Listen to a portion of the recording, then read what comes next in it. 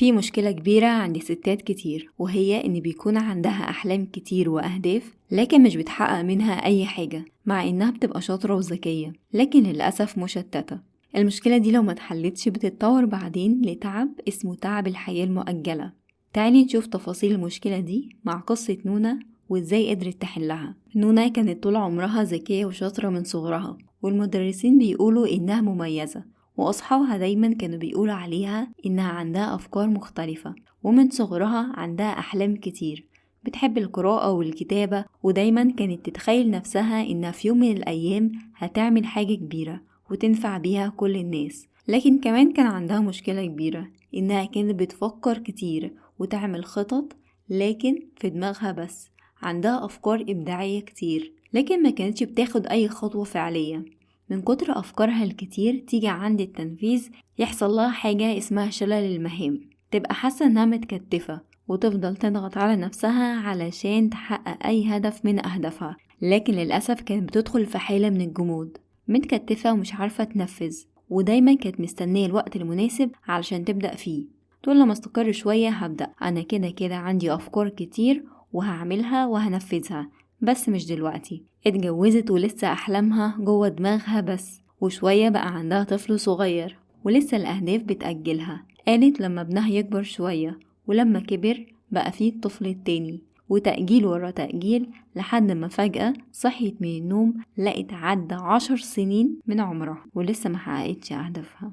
10 سنين عدوا من حياتها في لمح البصر. ما بقتش مصدقة ومش مستوعبة ان أطفالها الصغيرين اللي كانت مستنية الوقت يعدي بسرعة علشان تبدأ وتنفذ أهدافها وأحلامها بقوا أطول منها. واللي صدمها أكتر إنها في يوم كانت ماشية وقابلت واحدة من صاحباتها اللي كانت معاها أيام الدراسة، ولقيت إن صاحبتها حققت حلم الطفولة بتاعها وبقت مصممة أزياء كبيرة وعندها براند خاص بيها. والمفاجأة إن هو ده الحلم اللي كانوا بيحلموا بيه هما الاتنين مع بعض. جت لها أول صدمة فحست بإحباط كبير. هي فرحت وباركت لصاحبتها، لكن الصدمة كانت في نفسها هي، لأنها شافت نفسها ما حققتش أي هدف من أهدافها.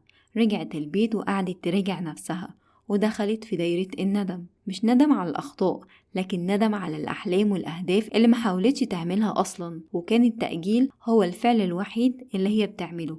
كانت دايما مستنية الوقت المناسب عشان تبدأ فيه. المشكلة الأساسية مش إن الإنسان ما عندوش أحلام وأهداف، بالعكس، الناس اللي بتأجل حياتها بيكون عندها أهداف كتيرة جدا، لكن الأحلام والأهداف دي بتفضل في العقل بس، وبتفضل تتخيل نفسها ناجحة ومختلفة وبتعيش حياة تانية في دماغها، لكن الواقع بيفضل ثابت، كأن في حياتين بتتعيش. حياة في الخيال مليانة خطط وأفكار وحماس، لكن الحياة في الواقع ما فيهاش أي خطوات حقيقية. ومع الوقت للأسف لو المشكلة دي ما اتحلتش، المشكلة بتكبر وبتزيد وتدخل في إحساس تاني خالص، وهو إنها دخلت في مرحلة الاحتراق النفسي الصامت. الست بتكون فيه شكلها هادية من بره وعايشة حياتها عادي، لكن جواها بيبقى منهار لأنها مش مرتاحة ودايما في صراع نفسي طول الوقت. لا هي مرتاحة إن هي مش بتعمل حاجة ولا بتحقق أهدافها، ولا منها بتاخد خطوة فعلية وحقيقية تغير بيها واقعها، فبتكون مشتتة ومرهقة ودماغها مليانة أفكار لكن بدون فعل. والنتيجة هو إحساس داخلي متعب جدا وعدم رضا عن النفس وغضب كبير جواها، بيطلع أوقات على شكل عصبية، وده لأن التفكير المستمر بدون تنفيذ بيستهلك طاقة نفسية كبيرة جدا. وده ببساطة لأن تعب عمل أي حاجة في الدنيا أسهل بكتير جدا من إنك تشيلي هم عمايلها. كم حاجة في حياتك حتى في يومك العادي كنت شايلة هم عمايله وقعدتي تأجليه يومين 3 أسبوع، ولما خلاص بدأتي في حالة الانهيار وخدتي الخطوة وعملتي، طلعت المهمة سهلة جدا وما كانتش تستاهل منك إنك تضغطي نفسك وتفضلي تعبانة نفسيا عشان شايلة هم عمايلها، وهي في الحقيقة طلعت سهلة وبسيطة. مواقف من دي كتيرة جدا بتحصلك حتى في أبسط المهام. نرجع نونا بعدها وصلت لمرحلة الشك في نفسها وجلد الذات، وتقول إن هي أصلا مش مؤهلة وإن غيرها أذكى منها بكتير وإنها اتأخرت خلاص وعمرها عدى، مع إن حقيقتها غير كده. هي ذكية جدا، لكن المشكلة مش في الذكاء، المشكلة في الخوف من الفعل، وعدت أيام وسنة ورا سنة وهي نفس الحالة، لحد ما المشكلة اتطورت لمشكلة أكبر. ما هو أيوة، كل ما تسيبي المشكلة الأساسية من غير حل، المشكلة هتزيد وهتتطور أكتر وأكتر. علشان كده مهم جدا تحل مشاكلك أول بأول، وقبل كل ده تعترفي وتواجهي نفسك إنك عندك فعلا مشكلة، وتسعي بكل جدية إنك تحليها. نونا وصلت لمرحلة خطيرة، وهي مرحلة التعود.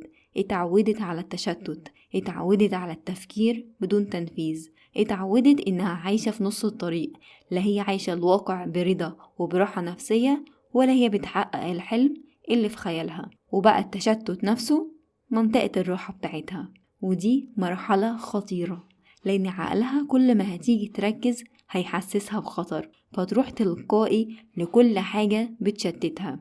وأسهل حاجة دلوقتي بتشتت كل الناس ومضيعة كل الناس التليفون، تفضل تقعد عليه بالساعات، 8 ساعات يوميا، 10 ساعات يوميا، بتدور دايما على جرعة من الدوبامين علشان تهرب من الألم النفسي اللي عايش جواها.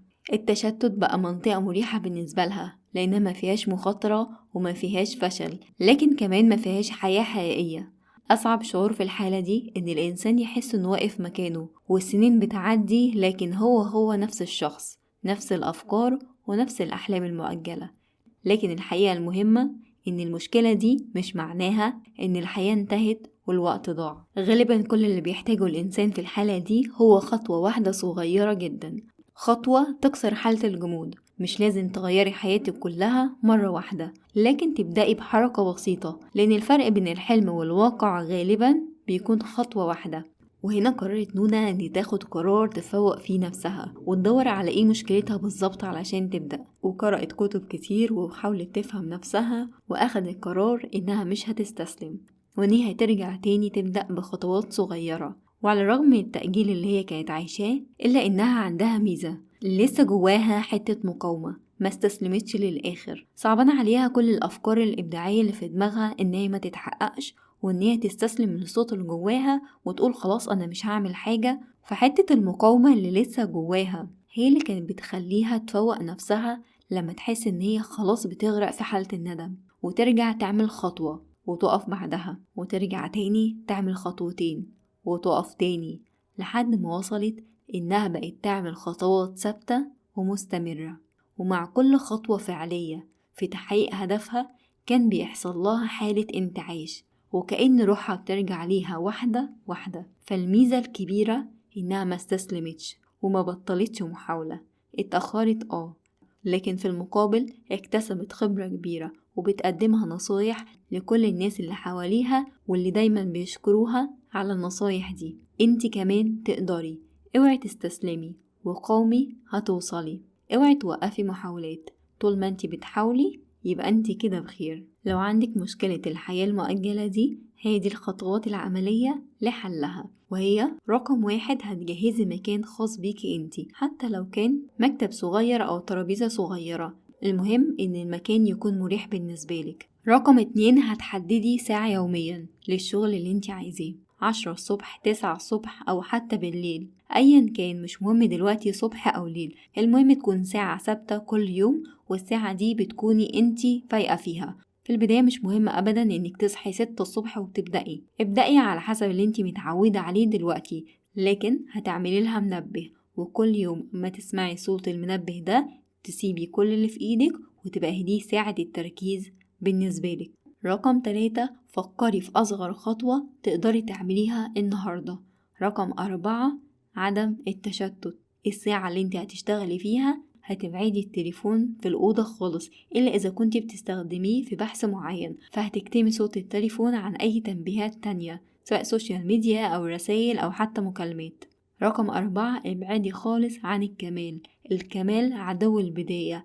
المهم تبدأي بإمكانياتك الموجودة دلوقتي، وبعدها وانتي بتاخدي خطواتك كل مرة هتحسني من نفسك وتطوري من نفسك ولو 1%. تبدأي بإمكانياتك وتتطوري وانتي ماشية في الطريق. وكل الخطوات دي هي الخطوات اللي بينصحوا بيها كل اللي بدأوا مشروعاتهم وحققوا نجاحات كبيرة. رقم 5، الاستمرار. القوة مش إنك تتحمسي يوم، القوة في التكرار اليومي. الحياة مش بتضيع من يوم واحد، الحياة بتضيع لما تقولي لنفسك هبدأ بعدين. الماضي مش هتقدري تغيريه، لكن اللي هتقدري تعمليه إنك تاخدي قرار حالا إن اللي باقي من حياتك مش هيتأجل تاني. ودلوقتي قوليلي، ايه الحلم أو الهدف اللي انتي مأجلاه بقالك سنين، وايه هو سبب تأجيلك ليه؟ وما تنسيش تدعميني بلايك وشير وتشتركي في القناة. شكرا ليكي.